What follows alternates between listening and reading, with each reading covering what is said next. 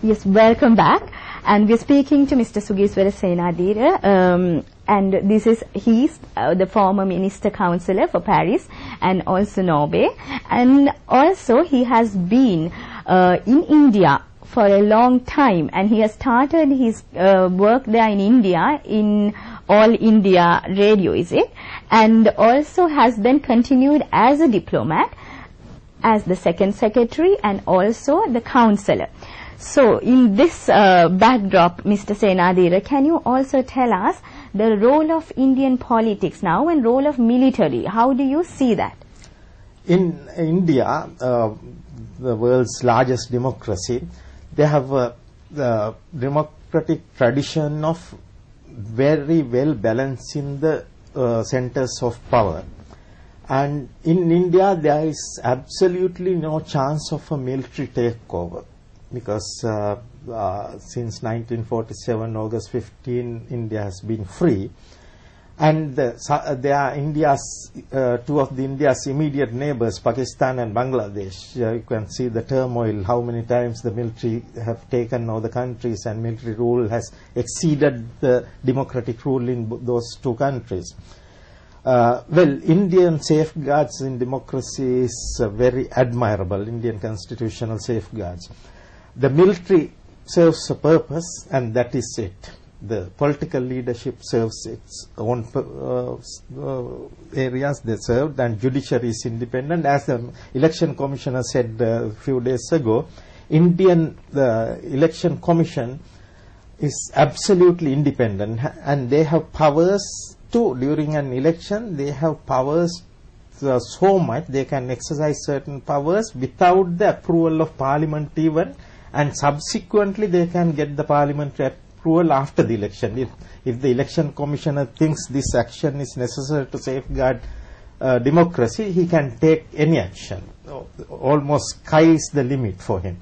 And it is an absolutely independent authority to conduct elections.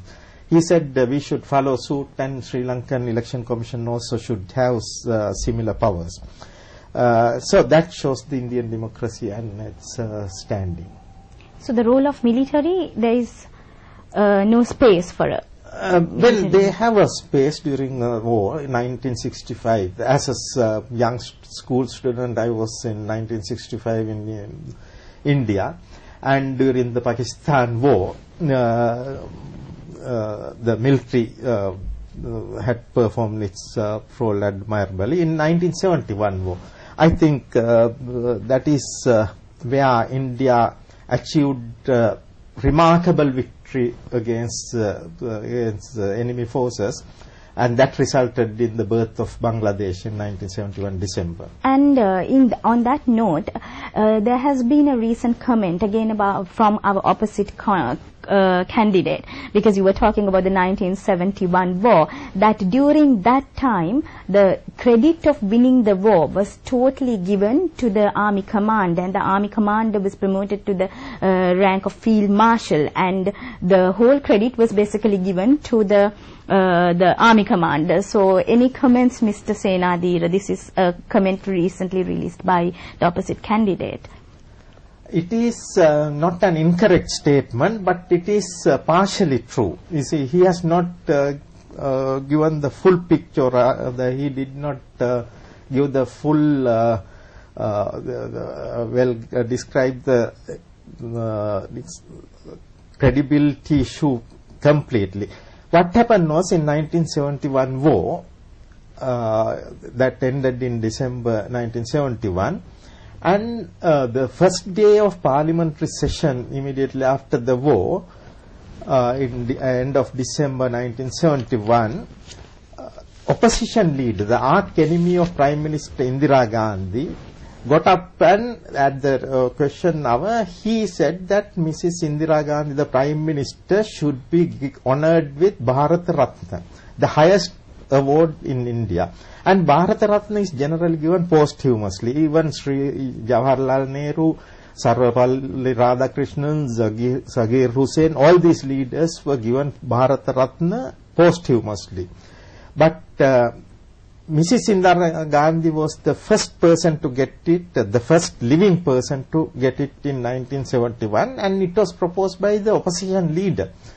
Because the opposition leader Atal Bihari Vajpayee said that the 1971 war victory, the full credit of the victory should be given to the political leadership, and hence I propose Mrs. Gandhi be given Bharata Ratna award. And that shows the magnitude, the statesmanship of the opposition leader. Actually, it helped him subsequently to be the Prime Minister because of that statement alone. Is it?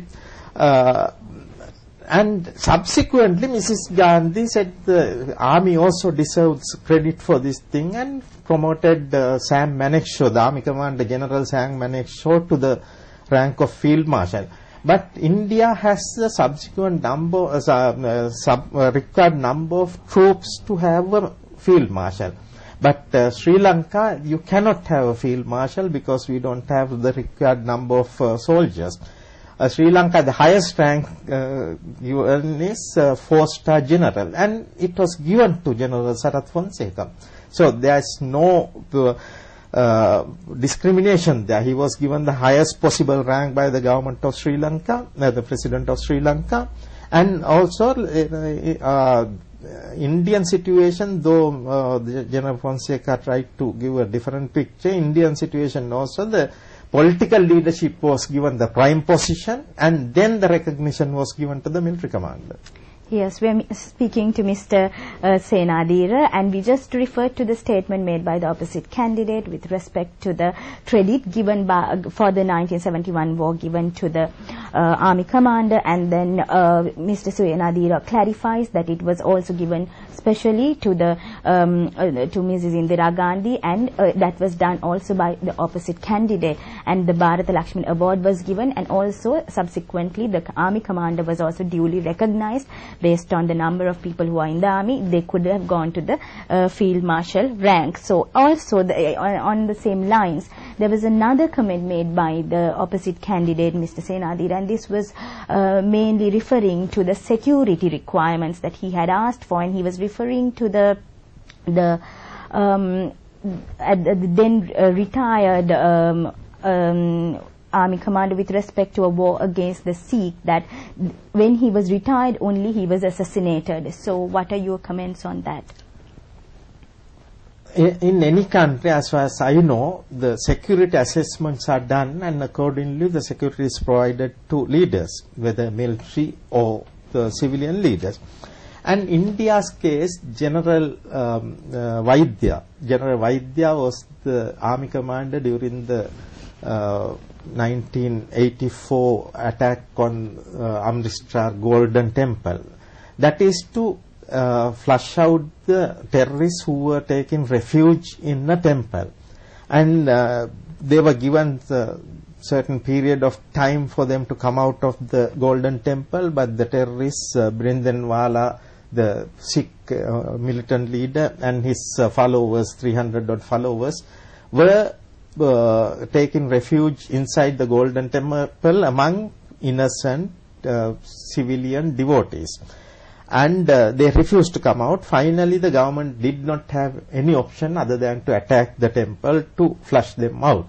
The temple was damaged during that, and Brindanwala and all the Sikh terrorists were killed inside the temple.